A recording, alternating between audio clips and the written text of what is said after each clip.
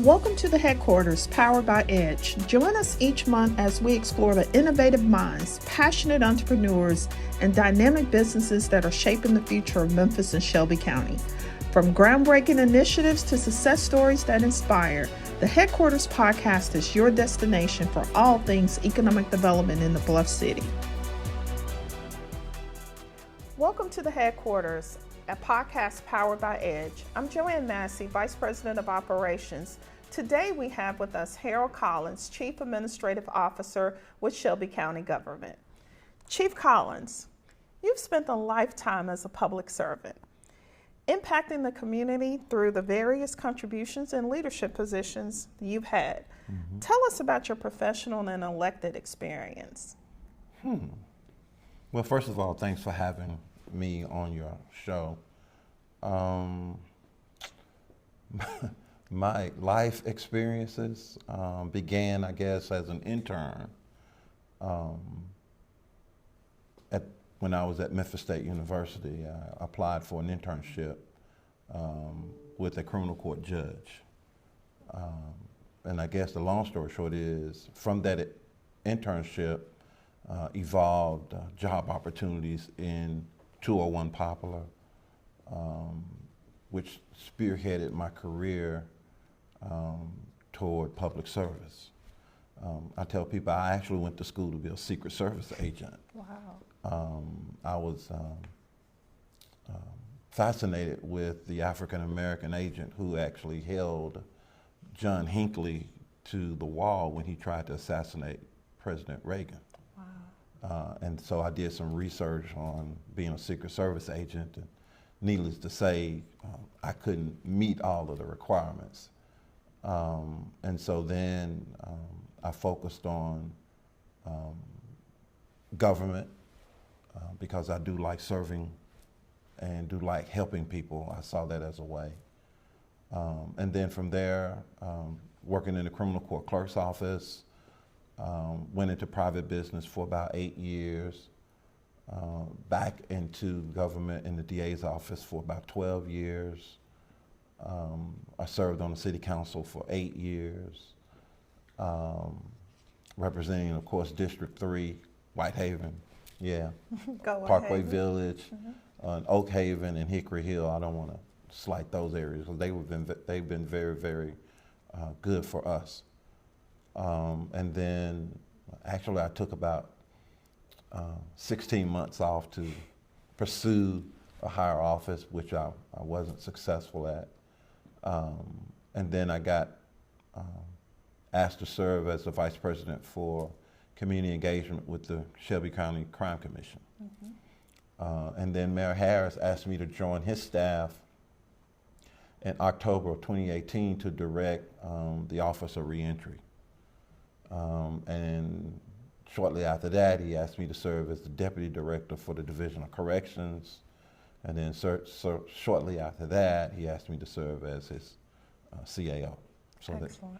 Here's where we are. Full circle, a lifetime of commitment. We've been blessed. We've been awfully blessed. Indeed, indeed. Well, in my short time working in government, I've learned that the city of Memphis, primarily their mission focuses on the infrastructure, right? The roads, the streets, things like that. And then Shelby County government prioritizes the services to people, such as the health department. So first, is that a statement you agree with? And if so, what are some of the strategies put in place by county government to service the interests of people? Well, by state law, county has the responsibility of public health, corrections, and education. And so we believe we do those quite well. Of course, our strategy is to incorporate the public health and use the Shelby County Health Department as the catalyst to doing that, whereby, of course, we have satellite offices all around Shelby County. And so then Dr. Taylor, who leads that operation, makes sure that she's staffed in such a way that they provide WIC services for women and children. We provide immunizations and vaccinations year-round, not just during school time. And of course, people can get their vital records, birth certificates or death certificates at the health department. With corrections, with Director Anthony Alexander and his leadership, of course, we're serving, I would say, well over 2,100 individuals out at the Division of Corrections. That includes some federal detainees that we are now contracting with the federal government to house and to provide them with programming out there to make them better, to encourage them to take up skills and job training that we provide services out at the Division of Corrections. And of course, finally, with education, and that includes not only Memphis Shelby County schools, but all of the municipalities. That includes Bartlett, Arlington, Collierville, Germantown, Millington, who all have their own school system. And so Shelby County government provides an enormous amount of resources to these municipalities so that they can educate all the children of Shelby County. So by state law, that's what we do. Underneath all of that, of course, is our Division of Community Services that provides support for persons who are having challenges with homes, utility services, which is a huge challenge for us in Shelby County, and you name it, whatever it is, domestic violence and all of those other kinds of things that major urban communities face on a daily basis. So that's what we do. Right, right. That's so fascinating, Chief, because I'm sure a lot of that, when people think about county government, they don't think about all of the services in every single, inch of our county that you all touch with support, support like community affairs. Yeah. So, you shared your list of professional experience and the lifetime of service to Memphis and Shelby County. What are you most proud of having played a role in helping to make happen for our community? And I know some of these, but you can name one or two that you're most proud of. All right, okay. Well, maybe three. The first one would be, of course, the Christmas parade in Whitehaven. Wow. Yeah. This is year 27. And so when I became the councilman back in 2007, there was the discussion about bringing it down Elvis Presley Boulevard because it had never done that before. And of course, we met some resistance to that. But as it turned out, this is year, again, 27. And so it's always now the first Saturday or the Saturday before Thanksgiving. You have about 10,000 people out there in attendance. Children, of course, candy, and we tell all of the participants, you bring enough candy for the kids, because if you run out of candy in Whitehaven, you're going to have some problems, right? Sure. The second thing I would say, and this is again in Whitehaven, when Graceland decided to build the guest house. And a lot of people thought that it would hurt the neighborhood, the aesthetics. Right. As it turned out, it was a $148 million project, went right into an urban core in Whitehaven on Elvis Presley Boulevard that generates over about 500 jobs that pay more than the minimum wage, actually a livable wage, $15 or $16.31 an hour.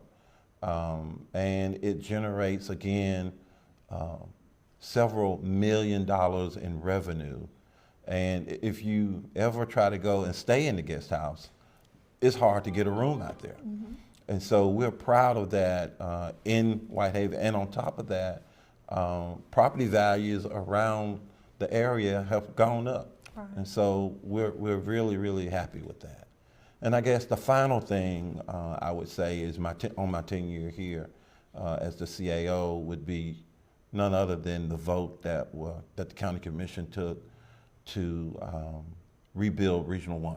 Right. And the partnership that we are working on now with the University of Tennessee to create an academic health authority. That will be a significant game changer, not just for Shelby County, but for West Tennessee, period. Right. As you know, Regional 1 is the only level 1 trauma center within a 200-mile radius. And when I say trauma, we talk about car accidents, falls, not just the gunshots and the stabbings. But it will also be now the headquarters or the training facility for all of the University of Tennessee students in health science, not just medical doctors, but pharmacists, dentists. And so this will be the catalyst now to recruit new students and new professionals into Memphis and Shelby County, but also provide the University of Tennessee what they need. Right. And that is a training facility for their students. So that's probably the three most that I'm proud of. But you know, we got a couple more years left in Mayor Harris's term, and so we'll see what's coming down the pike. Yeah. Well, those are really monumental and significant. And I forgot to mention, we're building 2 brand new high schools in Shelby County. One in Cordova and one in Fraser, which has not been done in decades. And so we're meeting the challenge of educating our young people and providing them a first-class learning facility that they deserve. Right. So that's, I would say, okay, no, 4. No, definitely. I know there's more, and I mean, you really just touched on everything, Chief, from the individual, you know, community impact. My family gets to go out there and be, you know, attending the Whitehaven Parade, to obviously Graceland and the impact that the guest house has had on that community and the tourists that are coming in and the restaurants, all that we see up and down Elvis Presley now. And we talk about that in economic development. What we're doing today may not happen tomorrow, but years ahead, the things that we did will impact generations to come. Absolutely. We do not make plans to see the fruits of that labor after we do that. Right. I've been gone from the council now since 2015, and here we are, 8 years later, and so we're now getting the Starbucks in Whitehaven that we talked about. And so there are other things that are going up there in Whitehaven, and so I'm happy for that. I mean, I'm not a person who wants to see the lights and the cameras go up as soon as you make that, because then it's only instantaneous. It's not sustainable. What you do is build, you plant, you let the roots take hold at the bottom, and then the tree grows, and then everybody wins. And that's how I see this process for me and my service to our community. Yeah. Well, you just touched on my next question I was going to ask you. You just answered, which is about your time as councilman, you know, and the things that I know I got to see, you know, front row seat of you impacting workforce, community, neighborhood, economic development, and really being very intentional about the policies, strategies that you played part in and led to make that happen. Is there anything else around, you know, workforce and neighborhood you want to add to that answer? Well, you know, growing up in Memphis, we know that the challenges our young people face on a daily basis for education. And so it would be asinine for us to assume that every child, every student in Memphis is going to college.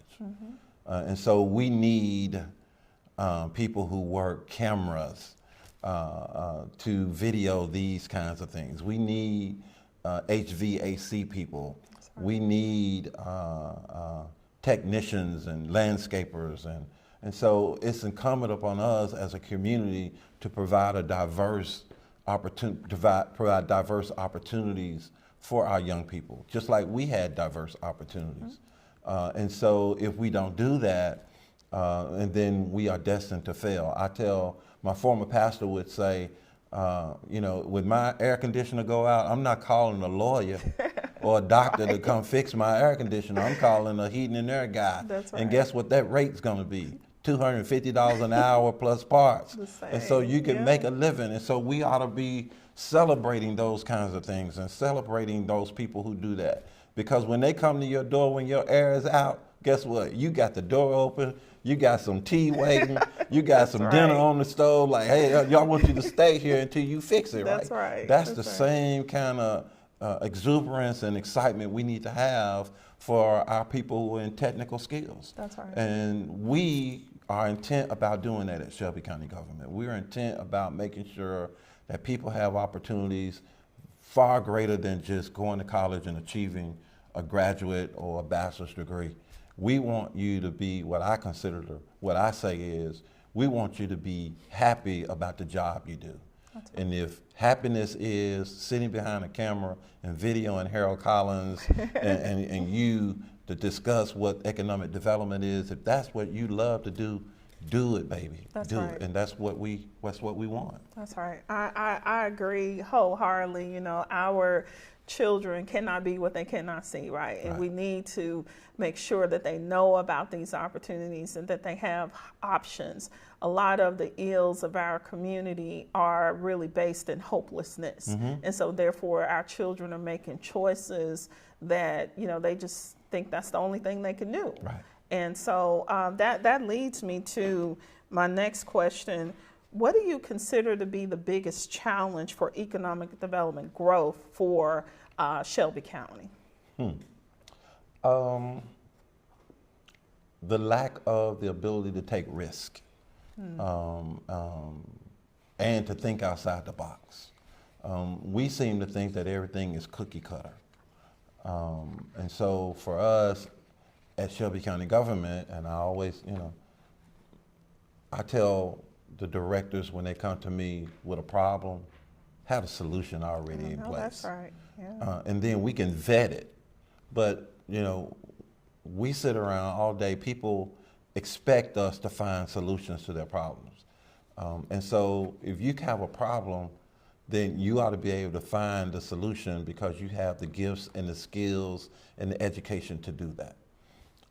And so one is the lack of vision or not willing to think outside the box. The second piece is to take risk. I mean, it's risky business to ask people to pay extra $25 on their vehicle registration so that we can build a hospital for poor people. And let's be honest, Regional 1, most people think they only do gunshots and stabbings and all these things, but you know, they are number one for obstetrics. I know I'm butchering that word, but I'm gonna use the layman term, childbirth. Yes, You know, gotcha. Yeah. I mean, if there's a woman or family that's having a difficult childbirth process, you need to go to Regional 1. If you have fallen, of course you want to go to Regional 1. If you need cancer treatment, of course everybody thinks that these other places are the best. Regional 1 has an outstanding cancer treatment practice, but nobody seems to think that. And so all they think is it's a place for poor people. And yes, it is the county's hospital, and yes, we do provide services for poor people. But think logically about and realistically about the services that you want to get. And then lastly, I think some of the challenges might be the confidence that we don't have in ourselves. Right. You know, we're all huge Grizzlies fans right now, right? And, you know, we're missing Ja and we're missing Steven Adams. And yesterday, I think last night, they had like 8 people out of the game, you know, didn't play.